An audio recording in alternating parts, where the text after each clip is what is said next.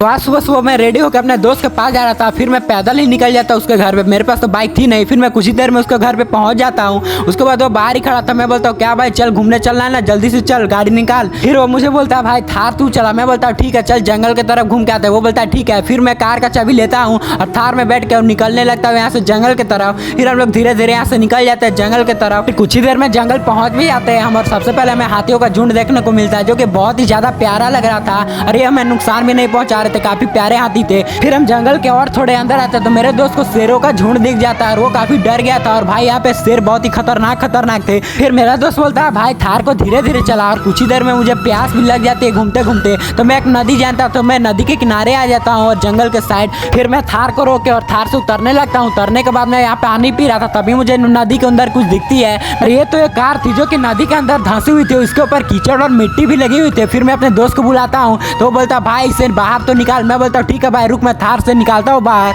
फिर मैं थार में बैठने लगता हूँ। फिर बैठ के गाड़ी को बैक करने के लिए सोचता हूँ। फिर मैं बैक करने लगता हूँ अपने थार को और फिर थार को बैक करके नदी के अंदर जाता हूँ। और उस पार होने के बाद मैं पीछे से धक्का देता हूँ और कार जैसी नदी से निकलती है मैं देखता हूँ ये तो ओल्ड मॉडल स्कॉर्पियो। और फिर मैं इसे देखने लगता हूँ, इसके ऊपर काफी कीचड़ लगा हुआ था। फिर मेरा दोस्त बोलता है भाई तेरे पास तो कोई कार नहीं है ना, इसे बनवा ले पप्पू मैकेनिक के पास। फिर मैं बोलता हूँ हाँ भाई मैं भी यही सोच रहा था। फिर टोचन करके मैं उसे कैसे कैसे करके ले आता हूँ यहाँ पप्पू मैकेनिक के पास। तो पप्पू मैकेनिक बोलता है 5 दिन बाद निकल मैं इसे नया बना दूंगा। फिर हम लोग घर आ जाते हैं और भाई लोग 5 दिन हो चुके थे और मेरे दोस्त ने थार भी मॉडिफाई करवा लिया था। उसके बाद हम लोग दोनों बैठते हैं और निकल जाते हैं पप्पू मैकेनिक के पास स्कॉर्पियो को देखने के लिए। फिर हम कुछ ही देर चलने के बाद पप्पू मैकेनिक के वर्कशॉप पे पहुंच भी जाते हैं। और भाई लोग फिर मैं थार से उतरता हूँ और देखता हूँ तो ये किसकी स्कॉर्पियो भाई, ये तो मेरी स्कॉर्पियो भाई। क्या ही लग रही थी, कतई जहर लग रही है भाई। और भाई बहुत ही अच्छा लगा, एकदम न्यू बना दिया था इसने। भाई लोग आप लोगों को कैसे लगे कमेंट में बताना और भाई लोग लाइक और सब्सक्राइब कर देना। Bye bye.